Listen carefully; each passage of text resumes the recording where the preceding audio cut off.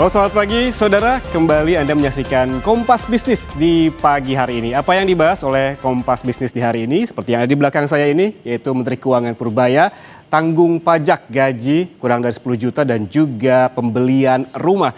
Ini maksudnya saudara, pemerintah ini tengah menggenjot perekonomian dengan menerbitkan peraturan Menteri Keuangan atau PMK yang mengatur pemberlakuan insentif pajak pertambahan nilai yang ditanggung oleh pemerintah atau PPN DTP. Untuk sektor perumahan dan juga ada insentif pajak penghasilan yang ditanggung oleh pemerintah atau PPH DTP dari berbagai sektor.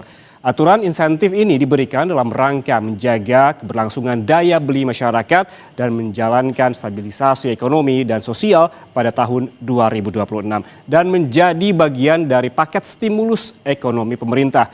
Pertanyaannya saudara, lalu apakah insentif ini efektif untuk mencapai tujuannya mengingat sektor yang disasar tidaklah populer? Kita lihat ke data berikutnya. Nah ini dia saudara. Kita ke PPH Pasal 21 yang bebas potongan. Kebijakan ini ditetapkan dalam Peraturan Menteri Keuangan dalam rangka stimulus ekonomi tahun anggaran 2026. Lalu syaratnya apa? Insentif ini diberikan kepada pekerja dengan status pegawai tetap tertentu dan atau pegawai tidak tetap tertentu. Dalam PMK ini ditetapkan pegawai tetap berhak menerima insentif jika yang bersangkutan telah memiliki nomor pokok wajib pajak atau NPWP atau juga memiliki nomor induk kependudukan NIK yang telah terintegrasi dengan sistem Direktorat Jenderal Pajak serta menerima penghasilan bruto tetap dan teratur tidak lebih dari 10 juta rupiah per bulan atau gajinya kurang dari 10 juta begitu saudara. Sementara syarat bagi pegawai tidak tetap atau tenaga kerja lepas yakni menerima upah dengan jumlah rata-rata tidak lebih dari 500.000 per hari atau maksimal 10 juta rupiah per bulannya. Ini saudara berlaku mulai dari 1 Januari hingga 31 Desember tahun ini, tahun 2026. Lalu sektor mana saja? Ada 5 sektor paling tidak saudara yang bebas potongan PPH Pasal 21. Ada sektor industri alas kaki, ada juga sektor tekstil dan juga pakaian jadi.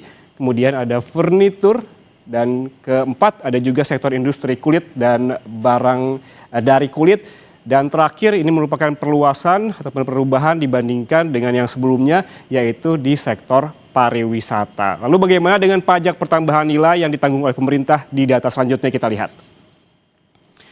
Nah ini dia saudara, insentif kali ini berupa program yang beli rumah bebas PPN DTP 100% untuk rumah dengan harga jual 2 hingga 5 miliar rupiah.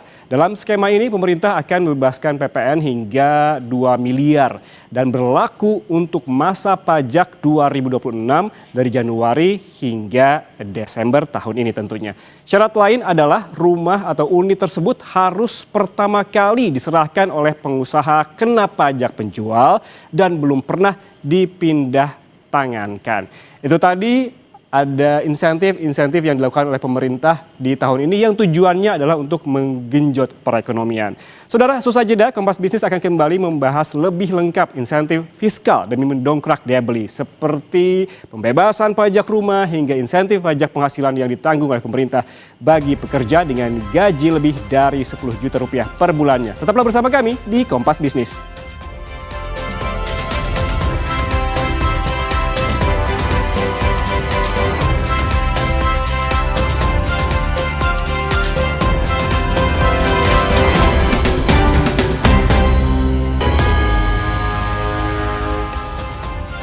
Anda masih bersama kami di Kompas Bisnis saudara untuk membahas lebih lengkap insentif fiskal demi mendongkrak daya beli seperti PPN DTP untuk pembelian rumah tapak dan juga apartemen dengan harga di bawah 5 miliar rupiah hingga insentif pajak penghasilan ditanggung pemerintah atau PPH DTP bagi pekerja dengan gaji lebih dari 10 juta rupiah per bulan.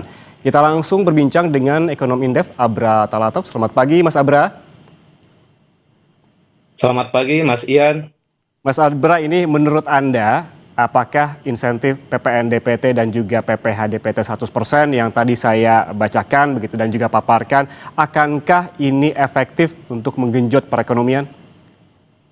Ya, saya melihat bahwa pemerintah dalam rangka menjaga daya beli masyarakat, ya ketika melanjutkan kebijakan insentif PPh 21 DTP ini memang ini menjadi strategi instan ya untuk bagaimana caranya memberikan dorongan terhadap ekonomi kita khususnya dari konsumsi rumah tangga, karena kita mengetahui bahwa pertumbuhan konsumsi rumah tangga ini dalam 2 tahun terakhir ini sangat rendah ya, di bawah 5%. Di kuartal 3 tahun lalu hanya tumbuh 4,89%. Padahal pemerintah di sisi lain punya target pertumbuhan tinggi.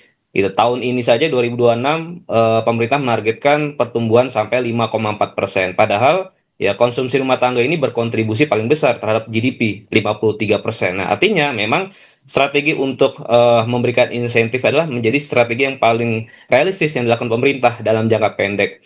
Kenapa? Karena masyarakat akan mendapatkan penghasilan secara utuh. Nah, tetapi memang kalau kita melihat sasarannya ya dari PPh 21 DTP ini mencakup 5 sektor ya, itu kan Hmm. kurang lebih akan mengenai 1,7 juta pekerja. Kalau kita bandingkan dengan jumlah pekerja kita 145 juta, artinya ini hanya 1,2%. Hmm. Memang ya sangat kecil lah dibandingkan jumlah pekerja kita secara nasional. Tetapi dengan insentif tersebut, pemerintah sudah akan mengalokasikan kurang lebih sekitar 800 miliar. Ya paling tidak ini bisa membantu mempertahankan daya beli masyarakat untuk sektor-sektor yang memang termasuk sektor padat karya. Oke. Dan ini sebetulnya hanya melanjutkan dari insentif yang sudah dilakukan di tahun 2024 lalu, 2025 lalu dengan tambahan di sektor pariwisata. Itu Hmm. Mas Ian. Oke, tadi Mas Abrar menyebutkan bahwa ini menyasar 1,7 juta orang atau hanya 1,2% begitu untuk insentif pajak PPh 21. Jika tujuannya untuk menjaga daya beli dan juga stabilitas ekonomi, mengapa sektor-sektor yang dipilih justru kalau kita bisa istilahkan adalah sunset industri gitu, kecuali tadi pariwisata sebagai tambahan. Ya, ya karena memang sebetulnya ini sangat urgent diberikan pemerintah insentif pada 5 sektor tadi, karena pertama tadi sektor tersebut menjadi sektor yang sangat besar menyerap lapangan kerja. Jadi ketika industri itu nanti disrupsi dengan adanya ekonomi yang melambat, dikhawatirkan nanti justru akan terjadi PHK besar-besaran, dan itu justru resikonya akan jauh lebih besar lagi. Makanya memang insentif itu menjadi pilihan yang paling rasional. Dan kedua, saya melihat bahwa di industri tersebut juga sedang berjuang untuk bisa survive, karena jika Hmm. melihat data kredit di sektor-sektor tadi, khusus sektor manufaktur, itu pertumbuhan kreditnya memang sedang mengalami tren perlambatan. Bahkan misalkan saya lihat untuk sektor industri manufaktur ya di tahun 2025 lalu itu tumbuh di bawah 10%. Nah, kemudian yang kedua juga yang menjadi concern adalah di kredit UMKM. Nah, Hmm. UMKM ini kan kita tahu bahwa menjadi penyerap lapangan kerja yang paling besar juga. Nah, sampai di bulan Juli 2025 lalu pertumbuhan kredit UMKM itu hanya 1,7%.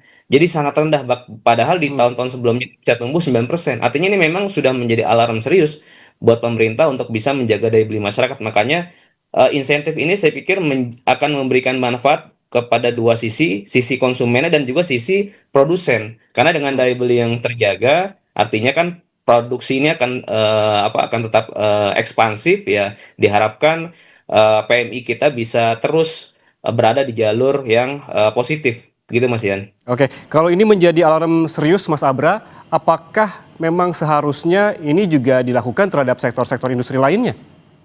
Iya, ya saya pikir pemerintah kan punya prioritas ya untuk memberikan insentif ini, karena juga terkait dengan bagaimana menyimbangkan antara beban yang dikeluarkan tadi ya berupa PPh yang ditanggung pemerintah dengan juga proyeksi penerimaan negara. Karena di tahun 2026 ini juga pemerintah sepertinya akan tetap menghadapi resiko untuk bisa mengejar target penerimaan pajak ya. Apalagi di tahun 2026 ini pemerintah memproyeksikan rasio penerimaan perpajakan kita akan sedikit mengalami kenaikan 10,48% terhadap GDP. Padahal kalau kita lihat ya berbagai sumber penerimaan negara kita khususnya dari sumber daya alam karena terjadi kontraksi harga komoditas ini juga menjadi pukulan bagi penerimaan negara kita sehingga pemerintah memang tidak bisa juga memberikan insentif secara lebih luas kepada semua sektor. Jadi memang ada sektor-sektor yang diberikan fokus oleh pemerintah di tahun 2026 ini. Oke, apabila kita bisa tampilkan kembali mungkin grafis yang tadi soal sektor mana saja yang mendapatkan insentif dari pemerintah, begitu ada 5 sektor tadi dengan perluasan pariwisata. Kalau kita melihat industri yang sebelumnya, sebelum ada perluasan di pariwisata, begitu itu seperti industri kulit, ataupun kaos kaki dan lain-lain. Tiba-tiba diperluas dengan ada sektor pariwisata. Menurut Anda, apakah perluasan ini sudah tepat dilakukan? Ya, saya melihat bahwa sektor pariwisata menjadi salah satu game changers juga untuk mendongkrak geliat ekonomi masyarakat di seluruh wilayah. Ya, karena dengan sektor pariwisata ini saya pikir juga punya multiplier effect terhadap sektor-sektor lain, ya UMKM, kemudian juga perdagangan dan lain sebagainya. Dan jika melihat kembali saya ingin menampilkan realisasi penerimaan pajak kita dari PPh orang pribadi PPh 21 ya sampai bulan Oktober sebetulnya pemerintah ya sudah menghadapi tekanan PPh 21 orang pribadi itu terkontraksi 12% sampai bulan Oktober tahun lalu. Hmm, Jadi tadi saya ingin mengulas sedikit lagi kenapa ini belum bisa diperluas di sektor lain karena dengan kondisi saat itu saja ya, di Oktober tahun lalu pemerintah sudah harus tekor ya sampai 12,6%. Nah, jadi memang ini pilihan yang cukup dilematis, tapi di sisi lain tetap harus ada ekspektasi yang harus dijaga oleh hmm, pemerintah. Di oke, sisi lain yang kita tahu bahwa pemerintah juga sudah berupaya mendorong ya intermediasi di sektor keuangan dengan injeksi 200 triliun lebih, tetapi memang kita melihat realisasinya masih cukup rendah. Tadi saya katakan oke. pertumbuhan kredit kita secara nasional hanya 7% dan itu juga menjadi cermin bahwa daya beli masyarakat yang belum kembali pulih secara optimal seperti periode sebelum COVID-19. Oke, terkait dengan pemilihan sektor seperti Mas Abra tadi sebutkan bahwa juga ada dilematis dalam hal ini. Analisis Anda, apa yang membuat 5 sektor ini jadi prioritas? Ada apa dengan sektor industri lainnya misalkan? Atau ini sektor lainnya sebetulnya hanya nunggu giliran saja untuk mendapatkan insentif? Ya, ya, kalau kita bicara insentif fiskal ataupun kebijakan fiskal, memang secara ideal ya kebijakan fiskal itu kan seharusnya tidak boleh diskriminatif, harus juga bisa Hmm, dirasakan oleh seluruh komponen, seluruh sektor ya. Tapi mungkin bentuk-bentuk insentif itu ya bisa bervariasi, tidak hanya dengan pemberian PPh 21 DTP tadi, tapi juga ada insentif lain seperti misalnya yang juga di tahun lalu sudah dikeluarkan oleh pemerintah program magang nasional di mana peserta magang itu mendapatkan uang saku ya ataupun mhm. gaji yang setara UMR dan juga ada insentif lain dan bahkan juga misalnya ada tetap diberlakukannya program perlindungan sosial dengan jumlah yang cukup besar sampai 500 triliun di tahun 2026 ini dan mengalami kenaikan juga di atas 10% di tahun 2026 ini. Jadi itu menjadi bentuk strategi lain pemerintah untuk Hmm. memberikan insentif menjaga daya beli masyarakat di seluruh kelompok masyarakat. Oke, kalau kita tarik lebih dalam begitu kepada perusahaannya Mas Abra, kan insentif ini menyasar bukan hanya pegawai tetap namun juga pegawai tidak tetap. Sebetulnya apa untung ruginya dalam hal ini? Ya, ya karena memang tantangan pemerintah untuk menciptakan lapangan kerja yang besar ini masih cukup berat ya. Artinya tadi ada quick wins, strategi jangka pendek yang diberikan agar penghasilan masyarakat tetap terjaga ya dengan bukan hanya memberikan insentif terhadap pekerja yang pekerja tetap tetapi juga pekerja tidak tetap bahkan tadi saya katakan ada juga Hmm, program magang agar penghasilan mereka tetap terjaga sehingga tadi daya beli masyarakat juga bisa didorong dengan begitu ya ada ekspektasi yang lebih tinggi lagi sehingga sektor real ya sektor manufaktur juga bisa melakukan ekspansi bisnis mereka dan pada akhirnya ini menjadi sentimen positif juga buat investasi di tahun-tahun mendatang. Jadi saya pikir ini menjadi seperti siklus ya harus dimulai dengan menciptakan ekspektasi yang positif dulu dari sisi konsumsi masyarakat. Oke, kalau kita membahas lebih jauh terkait dengan pegawai tetap dan juga pegawai tetap yang juga sama-sama mendapatkan insentif ini. Apakah pola yang sama juga dilakukan oleh pemerintah di tahun-tahun sebelumnya dan apakah ini sudah teruji untuk mendongkrak perekonomian? Ya, jika kita berkaca terhadap realisasi pertumbuhan GDP kita sampai kuartal ketiga tahun lalu, memang masih cukup menantang ya Mas untuk bisa mendorong pertumbuhan konsumsi masyarakat di atas 5%. Ya, dan ini saya pikir banyak faktor yang mempengaruhi kenapa konsumsi masyarakat kita juga masih cukup rendah. Ya, bukan hanya karena penghasilannya yang relatif stagnan atau berkurang, tetapi juga ada faktor lain yang saya pikir cukup penting adalah di sisi kelas menengah kita yang semakin tertekan. Ya, kita mendengar bahwa jumlah kelas menengah kita yang semakin tergerus, kemudian juga penghasilan mereka yang juga relatif stagnan, sehingga padahal kan kita tahu kelas menengah ini menjadi kelompok masyarakat yang punya andil besar terhadap Mhm. konsumsi rumah tangga. Dan seringkali kelas menengah ini justru adalah kelompok masyarakat yang tidak tersentuh terhadap kebijakan pemerintah. Ya, insentif fiskal. Makanya tadi dengan adanya pemberian insentif PPh 21 DTP Mhm. tadi untuk 5 sektor, saya pikir juga sedikit banyak juga Oke. menyasar ke kelas menengah kita, walaupun masih banyak kelas menengah lain yang belum menikmati insentif fiskal yang diberikan oleh pemerintah. Oke, ngomong-ngomong soal kelas menengah nih Mas Abra, selain juga terkait dengan bebas potongan PPh pasal 21 yang juga menjadi insentif adalah terkait ke PPN DPT sektor perumahan ini Ya. untuk harga 2M sampai 5M. Dengan harga yang sedemikian besar sebetulnya, apakah ini siapa yang disasar? Apakah kelas menengah atau kelas kelas mana begitu? Karena kan ini angkanya bukan yang angka yang kecil. Ya, ya kalau kita melihat dari nilai transaksi untuk kredit KPR tadi ya, perumahan tadi 2 sampai 5 miliar ya, tentu itu yang disasar adalah kelas menengah tadi untuk bisa Hmm, membantu kelas menengah kita mendapatkan akses perumahan. Tetapi di sisi lain juga sebetulnya itu turut membantu di sektor properti, sektor konstruksi juga.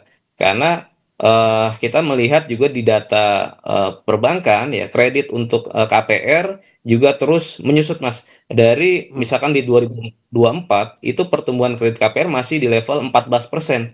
Tapi di September tahun 2025 lalu itu sudah menyusut menjadi hanya 7,4% pertumbuhan kredit KPR. Nah, makanya saya pikir sangat relevan ya bagi pemerintah untuk memberikan insentif Hmm. pembebasan PPN ya untuk pembelian rumah baru bagi kelas menengah tadi. Karena memang tadi membantu masyarakat dan juga membantu di sektor tersebut juga. Karena Oke. sektor properti, sektor konstruksi juga punya multiplier efek juga Hmm. di sektor-sektor yang lain. Oke, kalau kita mendengar suara-suara masyarakat begitu, apalagi terutama di media sosial, Mas Abra, angka ataupun harga rumah 2 hingga 5M ini apakah sebetulnya tidak terlalu mahal untuk kelas menengah? Ya, ya tentu kalau kita melihat pergerakan harga tanah, kemudian harga barang-barang material untuk pembangunan rumah ini kan terus meningkat. Nah, tentu itu juga menjadi salah satu faktor juga kenapa akhirnya harga rumah semakin sulit dijangkau ya untuk Hmm, hmm. generasi milenial, apalagi Gen Z ya di tengah penghasilan yang relatif stagnan tadi. Kenaikan UMP pun ya di tahun 2026 ini juga jauh di bawah ekspektasi para pekerja kita. Jadi memang mau tidak mau pemerintah harus memberikan dukungan dari berbagai lini, ya bukan hanya insentif PPN, tetapi juga bagaimana bisa menekan Hmm. agar biaya pembangunan rumah itu juga bisa lebih rendah lagi. Ya misalkan bagaimana menjaga agar spekulasi para spekulan tanah ini juga bisa dilawan oleh pemerintah. Kemudian juga membantu agar barang-barang bahan baku tadi juga bisa bisa lebih terjangkau ya sehingga biaya produksi untuk rumah juga bisa lebih rendah lagi Mas. Oke, berarti efeknya itu sebetulnya bisa kemana-mana begitu ya, efek positifnya. Kalau kita tadi membahas terkait dengan PPh yang memang yang terdampak adalah 1,7 juta pekerja ataupun karyawan dengan porsi 1,2% dari keseluruhannya. Apabila kita berbicara terkait dengan PPN yang perumahan ini begitu, ini seberapa besar dampaknya kalau dari hitung-hitungan angka? Ya, karena perumahan ini Mas punya efek ke belakang juga ya. Jadi dari semen, batu bata dan lain sebagainya. Jadi saya pikir itu bukan hanya bisa menjaga produksi di sektor-sektor ke belakang yang terjaga, tetapi juga investasi. Jadi kalau kita lihat dampak, kita tentu tidak hanya melihat di rumah berapa unit rumah yang terjual, gitu, atau berapa besar kredit KPR yang tersalurkan, tetapi juga ada dampak-dampak ikutan lain ya, inward lookingnya juga, backward lookingnya juga Mhm, tercipta dari efek kebijakan PPN yang ditanggung pemerintah tadi, Mas, penghapusan PPN untuk perumahan. mhm, mhm. Kalau kita melihat lagi begitu ya Mas Abra, alih-alih insentif PPh DPT yang kita sempat bahas sebelumnya dan juga PPN DPT yang juga kita sudah bahas, mengapa pertanyaannya kemudian mengapa pemerintah tidak mengambil langkah yang lebih jelas efektif, misalkan diskon listrik? Iya. Nah, ya diskon tarif listrik memang sebetulnya sudah banyak pihak yang menyerukan agar kembali dilanjutkan, karena ini juga cukup banyak membantu kelas menengah juga tadi, karena sangat jelas siapa yang menikmati ya seluruh konsumen listrik dengan daya tertentu, ya tentunya dengan adanya pemberian diskon tarif listrik di tahun 2025 lalu 50% itu bisa menambah Hmm, alokasi belanja mereka untuk kebutuhan yang lain. mhm.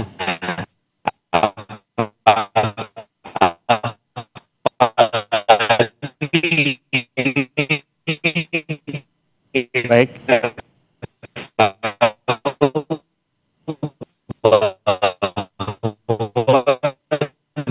Mas Abra.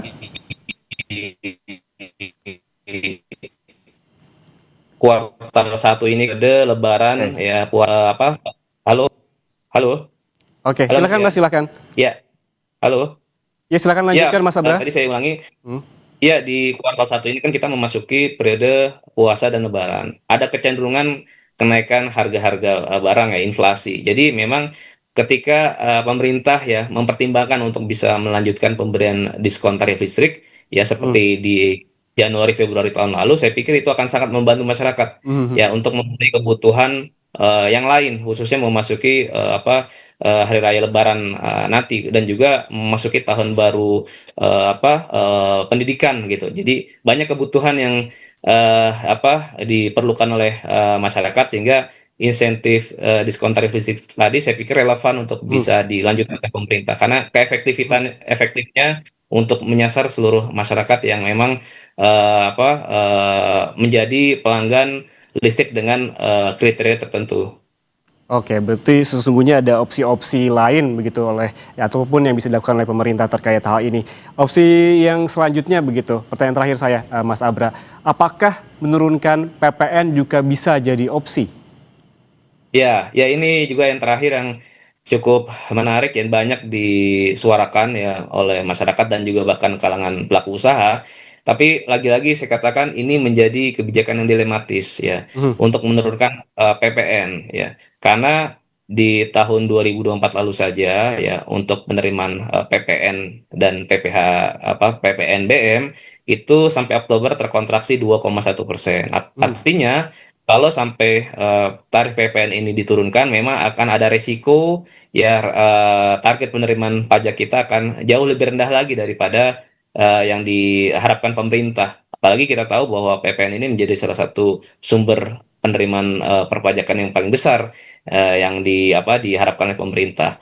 Jadi mhm, saya pikir perlu dikalkulasi dulu ketika nanti PPN ini akan didiskon atau dipangkas. Kira-kira berapa mhm, besar, berapa triliun potensi mhm. shortfall yang akan dialami oleh pemerintah. Dan juga saya pikir perlu juga diuji bagaimana efektivitas dari kebijakan Pak Purbaya ya untuk menutup kebocoran-kebocoran penerimaan negara kita yang di akhir tahun lalu kan cukup cukup masif ya untuk mengejar penerimaan negara kita tidak bocor di perpajakan, di bea cukai dan sebagainya. Itu kira-kira sudah berapa triliun yang bisa diselamatkan, yang bisa diamankan. Nah, kalau itu sudah Oke, berjalan cukup efektif, artinya mempertimbangkan pengurangan tarif PPN ini menjadi hal yang cukup cukup penting dilakukan di oke. tengah daya beli masyarakat yang masih rendah. Mhm, mhm. Berarti artinya harus ada hitung-hitungan yang matang begitu apabila langkah menurunkan PPN ini dilakukan oleh pemerintah. Tapi juga ada opsi lain tadi untuk kelas menengah yang juga tertekan dan stagnan begitu di beberapa waktu ini dengan membantu kelas menengah dengan opsi juga tadi menurunkan ataupun memberikan diskon tarif listrik. Terima kasih ekonom Indef Abra Talatov.